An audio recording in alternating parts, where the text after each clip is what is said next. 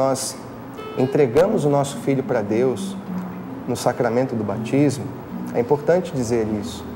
O pecado original que estava nele, no momento do batismo, ele é arrancado da vida do seu filho.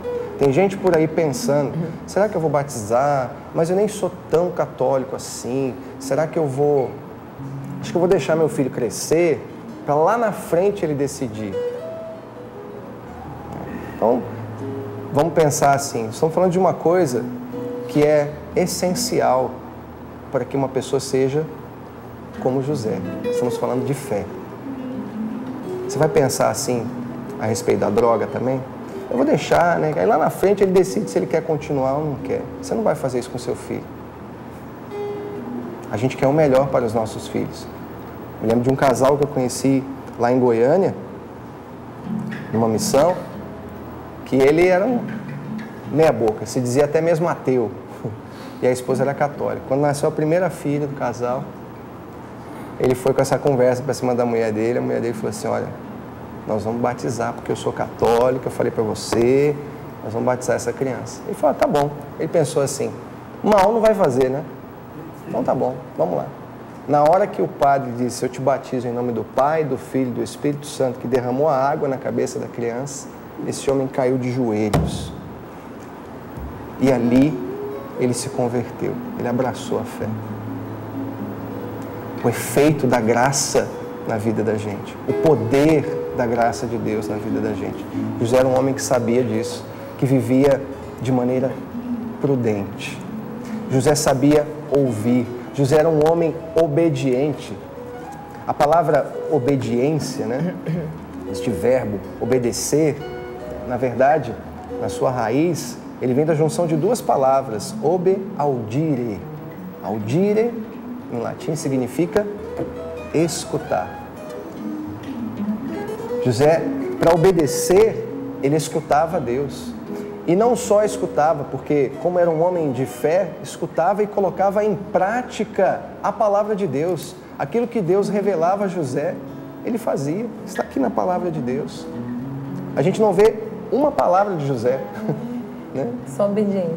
Só obediência, silêncio e ação. Quantas vezes nós gastamos tempo com as nossas palavras, né? Tentando forçar alguém a entender alguma coisa, sendo que você que é pai e mãe, né? A Aline ainda não, a Aline vai chegar lá. Mas quem está aqui, tem os nossos colaboradores também, já são pais chefes de família. A gente educa muito mais pelo exemplo do que pelas palavras.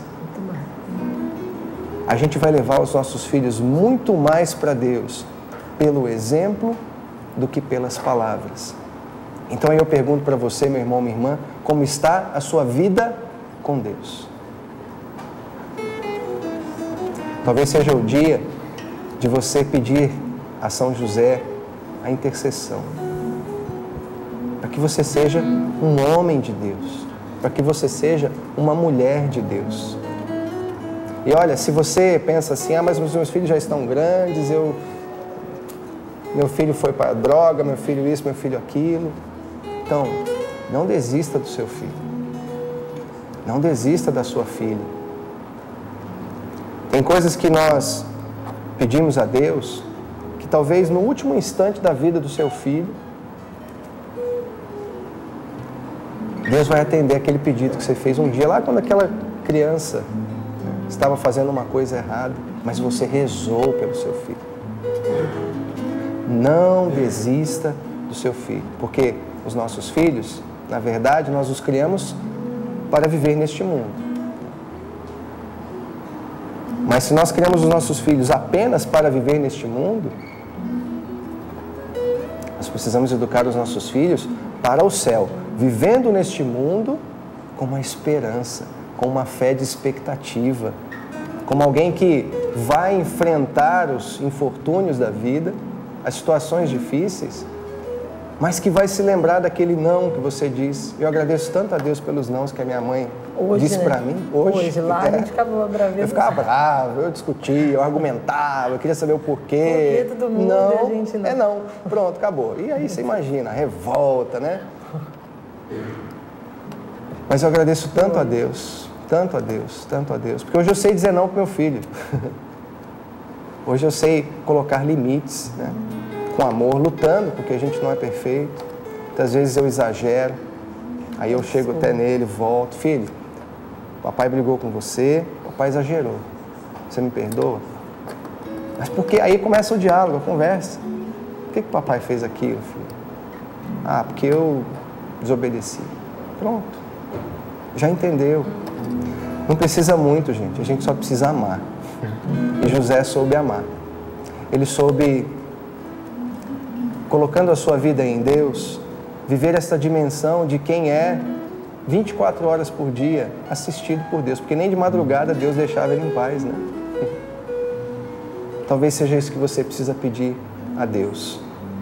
Para encerrar esse momento, eu me lembro de um testemunho que eu ouvi de um rapaz que é conhecido nosso aqui da Canção Nova, ele lá de Jacareí. E ele gosta de esportes radicais, de asa delta, o Zé Mário. O Zé. É. E o Zé viveu uma vida na droga, uma vida pesada. Ele se drogava, ia para a farmácia, pedia uma injeção de glicose para dar uma amenizada no efeito da droga.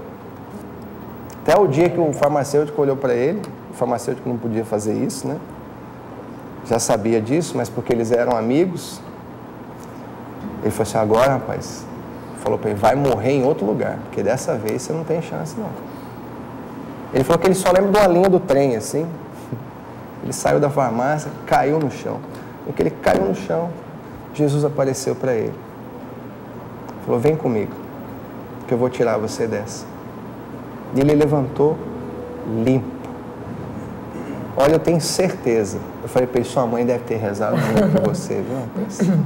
Ele falou, não, rapaz, eu agradeço a Deus todo dia pela minha mãe, pelas minhas tias. E foi falando. Faz tempo que a gente teve essa conversa. E hoje é um homem de Deus, né? Um homem que através do esporte evangeliza, tira a gente da droga. Mas alguém rezou por ele.